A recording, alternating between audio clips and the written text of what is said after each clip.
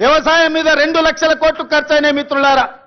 కేవలం కాంట్రాక్టర్లకు 2 లక్షల కోట్ల రూపాయల బిల్లులు చెల్లించాడు. మరి 1000 కోట్లతో పూర్తి కావాల్సిన కల్వకుర్తి ఎందుకు ఆగిపోయింది? 300 కోట్లతో పూర్తి కావాల్సిన బీమా ఎందుకు ఆగిపోయింది? 200 కోట్ల రూపాయలతో పూర్తి చేయాల్సిన నెట్టంపాడు ఎందుకు పూర్తి కాలే? ఇవాళ 6-7 వేల కోట్ల రూపాయలతో పూర్తి చేయాల్సిన సీతారామ ప్రాజెక్టు ఎందుకు ఆగిపోయింది? ఇవాళ ప్రతి ప్రాజెక్టు దేవాదుల 12,000 కోట్ల రూపాయలు ఖర్చయినాయి.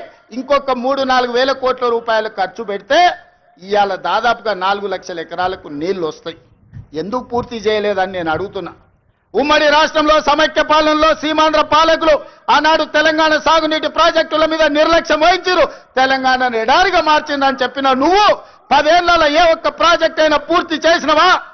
ప్రాణహిత చేవెళ్ల గాని, పాలమూరు రంగారెడ్డి ఎత్తిపోతలు గాని, కల్వకుర్తి గాని, భీమా గాని, నెట్టంపాడు గాని, కోయిల్ సాగర్ గాని, ఎస్ఎల్బిసి గాని, సీతారామ గాని, రాజీవ్ సాగర్ గాని, ఇందిరా సాగర్ గాని ఏ ఒక్క ప్రాజెక్టు 2 లక్షల కోట్ల రూపాయలు ఖర్చైనా అన్ని ఈ రోజు ఆగిపోయి ఉన్నాయి అనంటే ఈ దుర్మార్గానికి నువ్వు నీ కుటుంబం అవినీతి కాదా అని ఈ రోజు నేను అడుగుతున్న మిత్రులారా.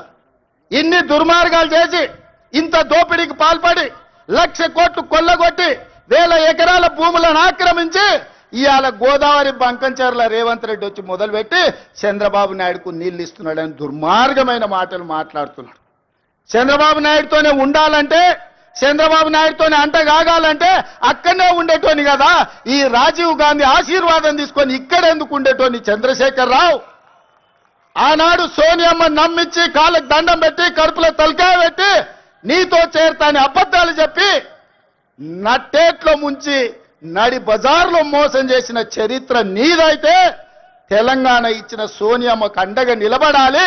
ఆమె బిడ్డగా ఈ తెలంగాణలో ప్రజా ప్రభుత్వాన్ని తేవాలి అని చంద్రబాబు నాయుడును కాదనుకొని ఇవాళ కాంగ్రెస్ పార్టీలో చేరి ప్రజా ప్రభుత్వం రావడానికి మీ అందరితో కలిసి కదం కదం కలిపిన మిత్రులారా.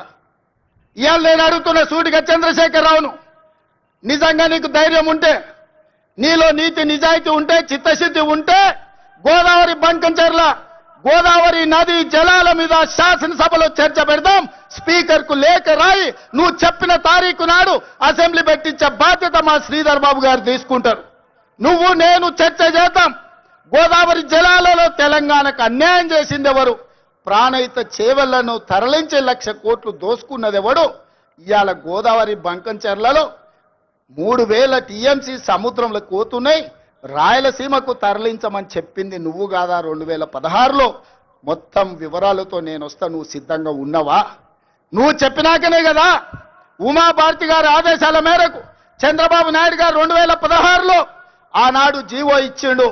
గోదావరి నుంచి బంకంచెర్లకు నీళ్లు తరలించడానికి, హంద్రీ నీవాకు 400 టీఎంసీలు తరలించడానికి 2016లోనే జీవో ఇచ్చిన మాట వాస్తవం కాదా? 2018లో వ్యాప్కోస్ను నియమించింది నిజం కాదా? వ్యాప్కో సంస్థ 400 టీఎంసీలు గోదావరి జలాలను హంద్రీ నీవాకు బంకంచెర్ల ద్వారా తరలించడానికి ప్రాజెక్టు రిపోర్ట్ ఇచ్చిన మాట వాస్తవం కాదా?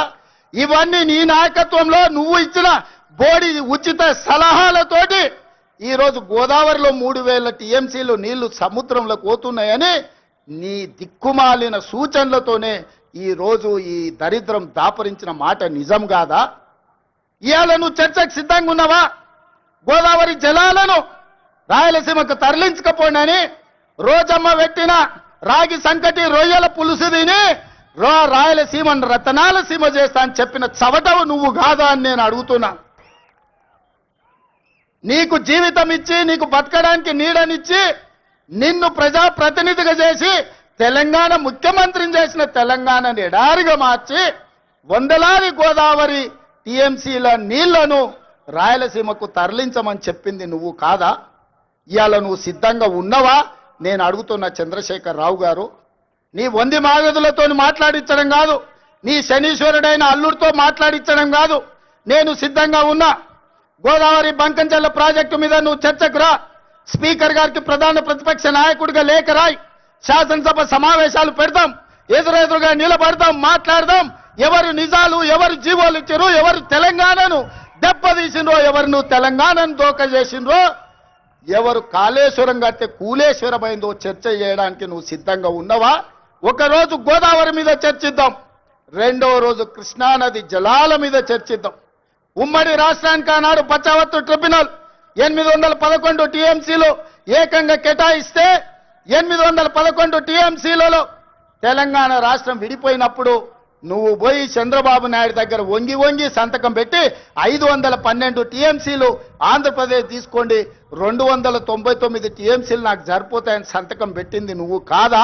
ఇవాళ కాగితాలని శాసనసభ ముందు పెడతా, నువ్వు చర్చకు సిద్ధంగా ఉన్నవా? 10 ఏళ్లలో ఏ ఒక్కరోజు కూడా కాగితాలు రాసుకొని పంపకాలు చేసుకున్నా 299 టీఎంసీ నీళ్లు ఎన్నడూ వాడలే. 200 టీఎంసీలు కూడా నికరంగా ప్రతి సంవత్సరం వాడలే.